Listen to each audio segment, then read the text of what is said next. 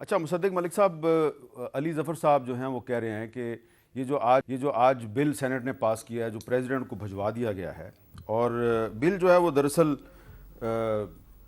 اس کے بہت سے مقاصد ہیں، یقیناً یہ والا بھی ایک مقصد ہے، لیکن اس میں محسن داوڑ صاحب نے بھی ایک چیز شامل کی ہے، اور اس کے نتیجے میں اب نواز شریف صاحب کو اپنی نااہلی کے خلاف اپیل دائر کرنے کا بھی رائٹ مل گیا ہے۔ تو آپ بنیادی طور پہ پاکستان میں کوئی آئینی بحران حل کرنا چاہتے ہیں یا نواز شریف صاحب کی نااہلی ختم کروانا چاہتے ہیں؟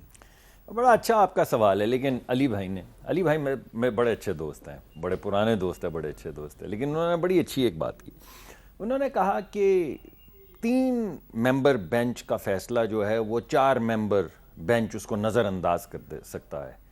تو میں نے کہا، سوچا دل میں کہ یہ نظر اندازی کا انداز کچھ اچھا نہیں ہے، اور میں نے سوچنا شروع کیا کہ وہ بینچ کتنا بڑا تھا جس نے نواز شریف کو یہ کہا تھا کہ تم اپنے بیٹے کی کمپنی میں بورڈ کے ممبر تھے، تنخواہ لے سکتے تھے، اگرچہ لے سکتے تھے مگر نہیں لی، مگر چونکہ لے سکتے تھے اس وجہ سے اب تم ساری زندگی کے لیے نااہل ہو گئے ہو، اور نہ صرف نااہل ہو گئے ہو وزیر اعظم کے طور پہ بلکہ پارلیمنٹ کے ممبر کے طور پہ بھی، اور نہ صرف پارلیمنٹ کے ممبر کے طور پہ بھی بلکہ جو پارٹی آرگنائز کرنے کا فنڈامنٹل رائٹ ہے وہ بھی آج تم سے لے لیا گیا ہے۔ وہ کتنا بڑا بینچ تھا، اور اس کو نظر انداز کرنے کے لیے کتنا بڑا بینچ چاہیے تھا۔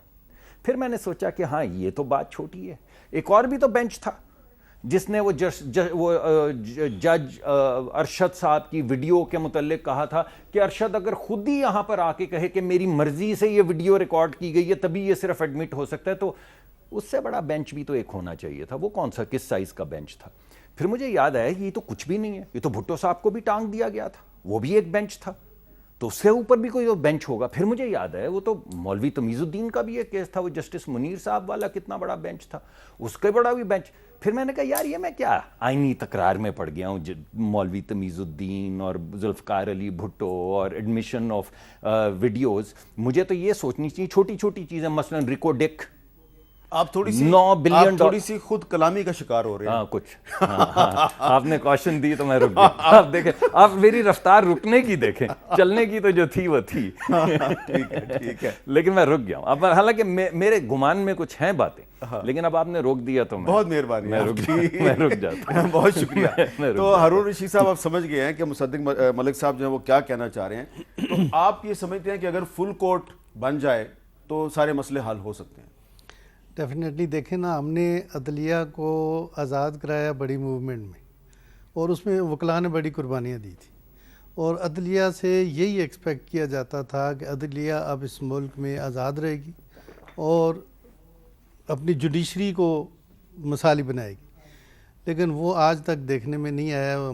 لیکن یہ جو آج پارلیمنٹ کے ایوان بالا نے جو آج ایک بل منظور کیا، اس میں تو نواز شریف صاحب کی اور بہت سے دوسرے لوگوں کی نااہلی کے خاتمے کا نسخہ بھی شامل ہو گیا ہے، تو آپ کے خیال میں یہ جائز چیز ہے؟ لیکن دیکھیں جو بھی معاملات ہوئے ہیں پہلے، اور جو غلط فیصلے ہوئے ہیں، بھٹو صاحب کا بھی فیصلہ تو غلط تھا نا، ابھی تک وہی ججز پچھتا رہے ہیں۔ انہی ججز نے آ کے نسیم حسن شاہ نے کہا تھا کہ ہم سے یہ غلطی ہوئی ہے، لیکن اس فیصلے کے خلاف ایک پریزیڈنشل ریفرنس دائر کیا پیپلز پارٹی کے دور میں، وہ سپریم کورٹ میں آج تک پینڈنگ ہے، اور اس کو ڈیسائیڈ نہیں کیا گیا، وہ ایک علیحدہ بات ہے۔ لیکن بھٹو صاحب کا کیس آج تک پورے پاکستان کی ہسٹری میں کسی کیس میں بھی ایز اے ایگزامپل استعمال نہیں کیا جاتا کہ 109 میں انہیں ہینگ کیا گیا اور 109 میں کسی کو ڈیتھ میں۔ اچھا، یہ آپ کی بات بالکل جائز ہے۔ اچھا علی ظفر صاحب، کل پریزیڈنٹ عارف الوی صاحب سے میری گفتگو ہوئی تو ان سے بھی میں نے یہ پوچھا جی کہ کیا کسی سیاستدان کو نااہل قرار دینا کسی مسئلے کا حل ہے، تو انہوں نے مجھے کیا جواب دیا، شاید آپ نے نہ سنا ہو تو میں آپ کو سنانا چاہتا ہوں۔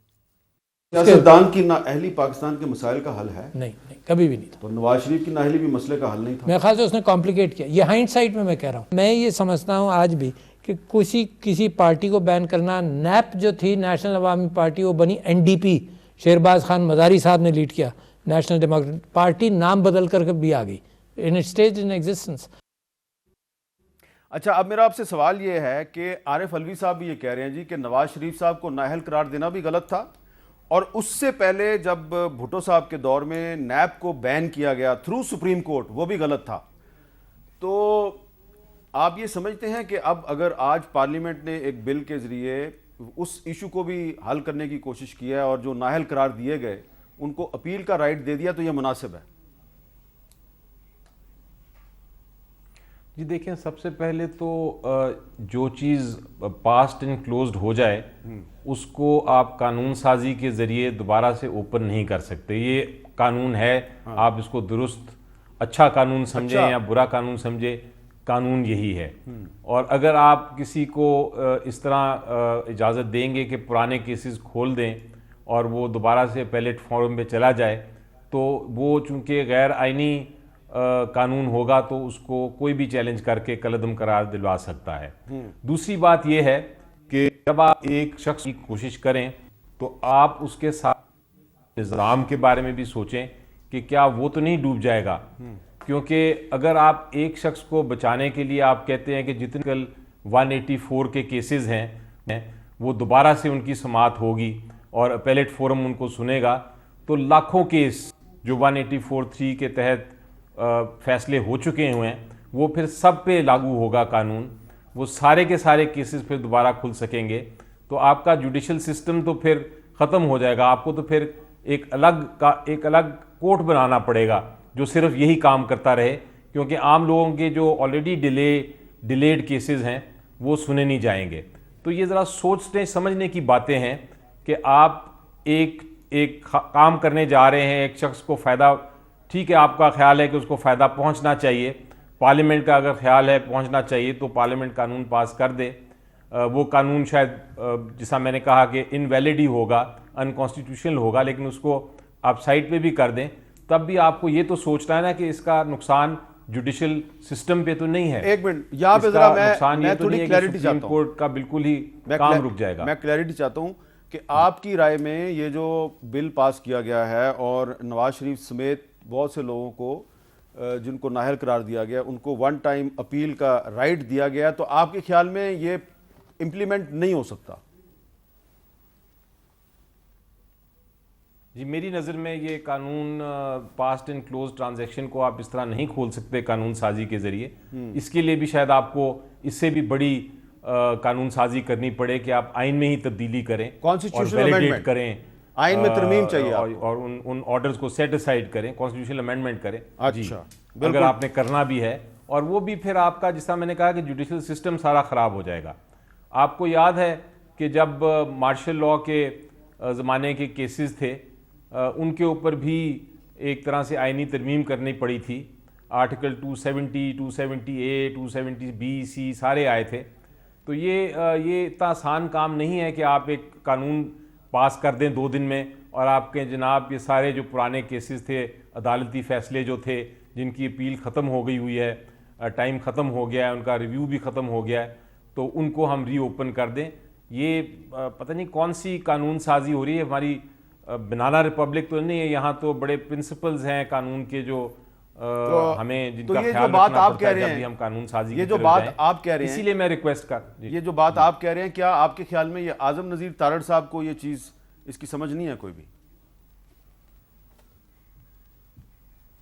نہیں، شاید بالکل سمجھ ہوگی. وہ بہت پائے کے وکیل ہیں اور لا منسٹر ہیں، ہمارے بہت عزت ہے، میرے دوست بھی ہیں وہ. لیکن کئی بار آپ کوشش کرتے ہیں کسی کو فائدہ پہنچانے کے لیے، آپ کی پولیٹیکل کمپلشنز ہوتی ہیں شاید، لیکن اس کے لیے آپ کو خیال رکھنا پڑتا ہے کہ یہ واقعی قانون جو میں بنا رہا ہوں کسی کو خوش کرنے کے لیے، وہ قانون بن بھی سکتا ہے کہ نہیں، اور وہ قانون کہیں آئین کے تو کانفلکٹ میں نہیں ہے، اور وہ قانون ہمارے جوڈیشل سسٹم کو تو نقصان نہیں پہنچائے گا. یہ ساری ذمہ داریاں بھی ہوتی ہیں، اور یہ میرا خیال ہے پارلیمنٹ کے اوپر ذمہ داری زیادہ آتی ہے کہ ان کو چاہیے تھا کم از کم کہ ڈیبیٹ کریں. بالکل ٹھیک ہے.